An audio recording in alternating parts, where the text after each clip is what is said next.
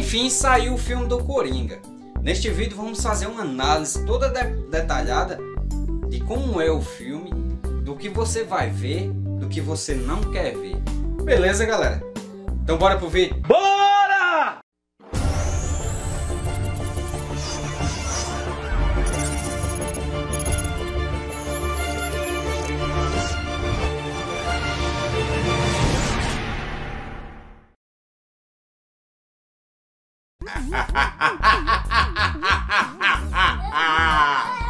Olá! Sejam bem-vindos a mais um vídeo. Eu sou o Roberto e esse é o Coringa Space. Não, esse é o Robert Space. Beleza, galera? Vamos fazer uma análise toda detalhada do filme do Coringa, que estreou há poucos dias no cinema. Antes de mais nada, se inscreve no canal, deixa o teu like, compartilha esse vídeo para que mais pessoas vejam e conheçam o Coringa, conheçam o canal, conheçam a DC, conheçam a Marvel, conheçam você, que é quem nos apoia e faz chegar aonde estamos chegando. Beleza, galera? Tô animado. Fazia tempo que eu não fazia uma análise de um filme e especialmente o Coringa, velho. Tá? Vamos entender. Primeiramente, vamos ver alguns Coringas, né, que passaram na telona, que passaram nas nossas casas, digamos assim, antes desse. Eu separei 5, já tiveram 7.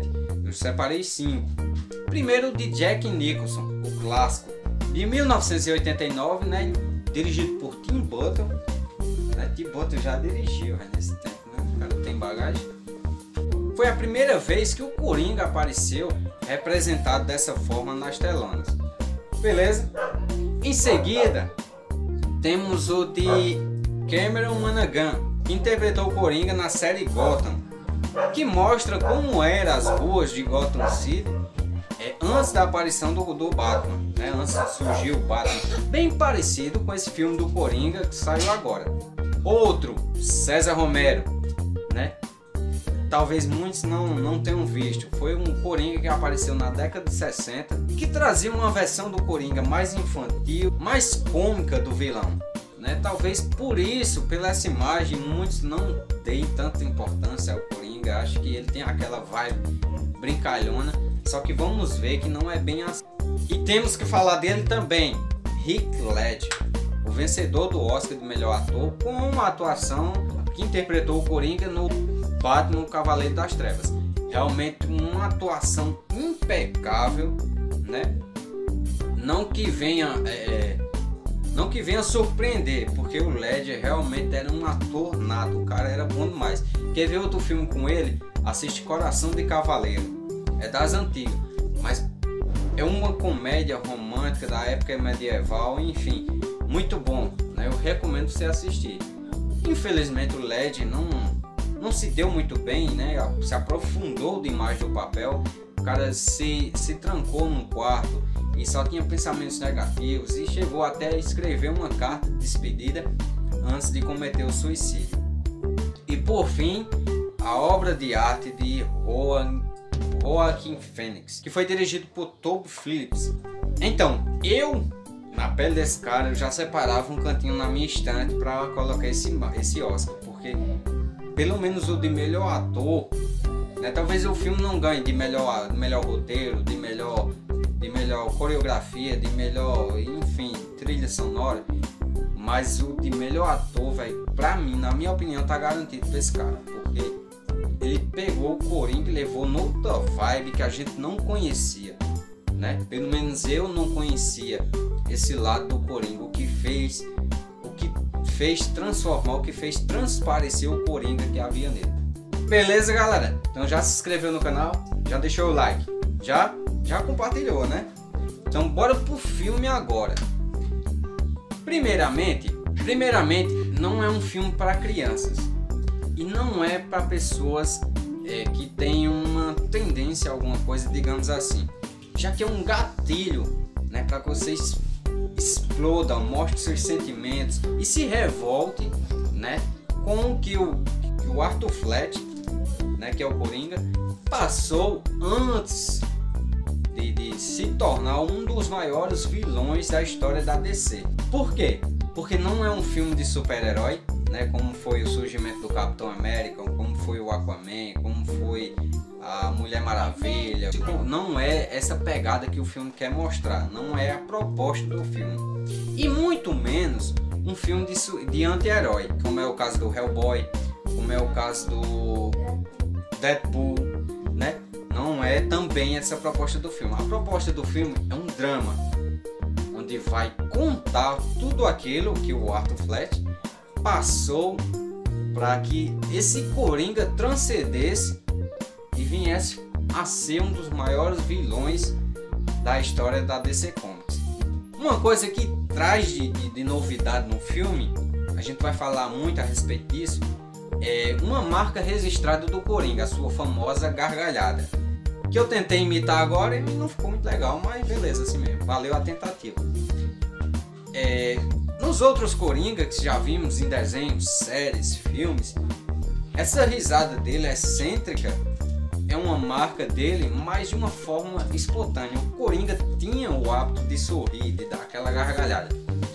O filme traz isso como uma proposta de doença, né? Um transtorno mental que existe na verdade. A primeira vez que essa doença foi registrada foi em 1872 por Charles Darwin. Ele estava escrevendo a respeito de doenças mentais que trazem uma tendência muito forte ao choro. Então foi a primeira vez que foi mencionada essa doença, que tem um nome de afeto de pseudobobar.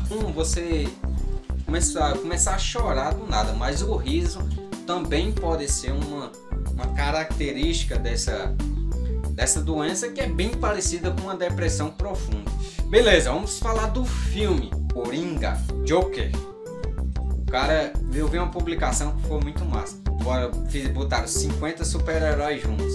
E aí arregaçou a bilheteria, fez maior sucesso. Então, aí a DC olhou assim e fez: solta o palhaço.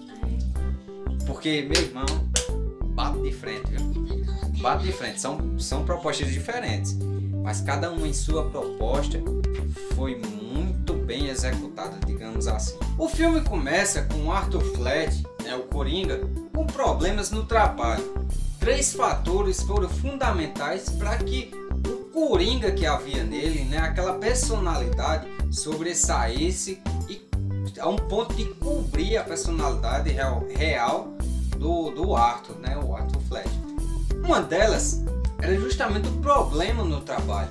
Ele trabalhava numa agência de publicidade só com palhaços, né, onde ficavam com cartazes na rua divulgando promoções, lojas, esse tipo de coisa. E aí um grupo de jovens tomam o seu cartaz, depois o espancam, e quando ele volta para o trabalho, o seu patrão não acredita que aquilo havia acontecido e pede que ele traga o cartaz de volta, né? Para que o cara ia roubar um cartaz? É justamente a pergunta que ele faz ao chefe. E ele continua o ameaçando, dizendo que se ele não trouxer o cartaz vai ser descontado o salário e tudo. E nisso tudo ele está sendo julgado, porque muitos acham que ele é esquisito, é louco, até pelo fato, né, pelo histórico de fazer terapia, tomar antidepressivo, tomar remédio, esse tipo de coisa. Então esse é um dos fatores fundamentais. Outra coisa que vem a acontecer depois é o próprio amigo de trabalho que se dizia amigo vende uma arma para ele, a qual foi, digamos assim, a gota d'água, o gatilho para que ele viesse descobrir o que seria capaz de fazer em momentos de pressão. Saindo do trabalho, já nesse ambiente estressante, sendo julgado, chega em casa e se depara com sua mãe, né, enferma. Ele tem que ajudar ela a tomar banho, a comer. Existem várias cenas onde ele está ajudando a mãe dele a fazer essa atividade simples, dar entretenimento, dar atenção, assistir com ela. O terceiro e um dos principais fatores é o desprezo pela família Wayne, já que a mãe dele trabalhou para a família Wayne na mansão Wayne, e trabalhou por muito tempo e se encontra num momento difícil, e aí ele espera, né, um apoio, uma atenção da família Wayne, digamos assim, em retribuição ou em reconhecimento de todo o serviço prestado, né, por todo o tempo que a mãe dele trabalhou para a família Wayne.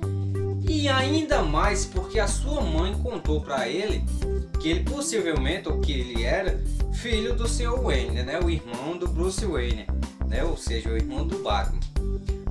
E isso faz gerar, né? Devido a esse descaso, faz gerar uma ira ainda maior devido a essa espera desse apoio que não vem. E mais na frente nós entendemos o porquê. Então, aí com a arma que ele conseguiu comprar no trabalho, ele vai tá no metrô e um grupo de 3 rapazes começam a caçoar, a mexer com uma moça que está sozinha no trem. E ele vendo toda aquela situação, ele fantasiado de trabalho, depois de um dia turbulento no trabalho, foi justamente depois da bronca por conta do cartaz, ele tem um surto, né? Ele, uma crise, começa a dar aquelas gargalhadas e os caras acham que eles estavam que ele estava caçoando deles, que ele estava rindo de toda aquela situação, enfim. E aí resolvem, né, tiram ele do trem e começam a bater nele. E é a primeira vez que ele reage, se vê acuado e com a arma na mão, ele atira nos caras e quando ele baleia 2, né, ele mata 2 dos 3 rapazes. E aí vem a personalidade do Coringa, vem tudo à tona naquele momento. Quando o cara já ferido tá tentando fugir e ele a sangue frio termina de matar aquele cara. E daí surge uma personalidade que talvez ele também não conhecia, que é justamente a personalidade do Coringa, né? De se sentir bem em fazer o mal. E aí tudo piora quando ele vai atrás da família Wayne, justamente para tirar essa história limpa, se ele é filho, por que não estão nem aí. E aí o Sr. Wayne é bem claro, bem específico, quando ele diz que a mãe dele era louca, né? Ele foi adotado e tudo aquilo era uma ilusão da cabeça dela. E ele vai atrás dessa papelada e descobre que de fato ele tava com a razão, ele foi adotado, a mãe dele tinha históricos de internação, né? Realmente não batia bem. E aí ele surta de uma vez e a mãe já está num leito no hospital e ele mata ela com um travesseiro asfixiada. E aí depois disso tudo temos enfim a libertação, digamos assim. O Coringa se sobressai, se sobrepõe, né? E ele incorpora essa personalidade de uma forma, né? Ele é convidado para uma entrevista num programa muito famoso. E ele é convidado para dar uma entrevista, já que após muitos problemas, ser julgado, de dizerem que ele não tinha graça, ele resolve abandonar a carreira de palhaço e começar como um comediante, né? Contando piadas, enfim, mas de rosto limpo dessa vez. E aí, depois de algumas apresentações com sucesso, ele, com reconhecimento, ele é convidado para dar uma entrevista nesse programa. A grande surpresa é quando ele vai completamente a caráter de Coringa. Nos bastidores ele pede para ser apresentado não mais como Arthur, mas como Coringa. Tudo meio estranho, mas relevante. E aí fica todo mundo surpreso quando ele entra para dar entrevista a caráter de Coringa. Ele entra dançando e tem uma senhora que está sendo entrevistada, ele vai e dá um beijo na senhora. E é toda aquela cena inusitada. E ele começa a ser entrevistado, confessa que matou os 3 caras no metrô e disse que se sentiu bem, foi uma válvula de escape, digamos. E aí o apresentador começa a conflitar com ele, né? E ele diz que o problema não é ele, o problema é a sociedade. E do nada tira a arma e mata o cara diante das câmeras em rede nacional. É claro que ele foi preso. Devido a isso e outras coisas que vêm acontecendo em Gotham City, ele foi uma espécie de um mártir, de um líder para uma grande revolução. As ruas estão tomadas de protesto, todos vestidos de palhaço. E aí na viatura, a caminho da delegacia, ela é interceptada, o cara bate e consegue tirar o Coringa, né, o Arthur, o Coringa, de dentro da viatura. Ele desmaiado. E quando acorda, vê todo aquele caos e todo mundo cortejando como um líder, como um mártir, né, um chefe de todo aquele manifesto. E aí todos começam a idolatrar, ele se sente bem, se sente realizado com aquilo e sobe no carro e começa a fazer a dança típica que é característica do Coringa nesse filme. Bem, esse é o filme. Sem sombra de dúvida, na minha humilde opinião, o melhor filme da DC até agora. O filme termina com ele numa sessão de terapia e falando como se tudo aquilo que vimos no filme fosse uma ilusão da sua cabeça, né? A moça lá pergunta o que foi, qual é a graça? E ele diz, não, pensei uma coisa. E ela pede para compartilhar, para dizer para ela, e o filme termina com ele dizendo, você não iria entender. Então tudo deu-se a entender que aquilo era uma ilusão da cabeça dele, né? Que nada daquilo realmente tinha acontecido. Beleza, galera? Esse é o vídeo. Se gostou, deixa o teu like, se inscreve no canal. Isso é tudo. Valeu!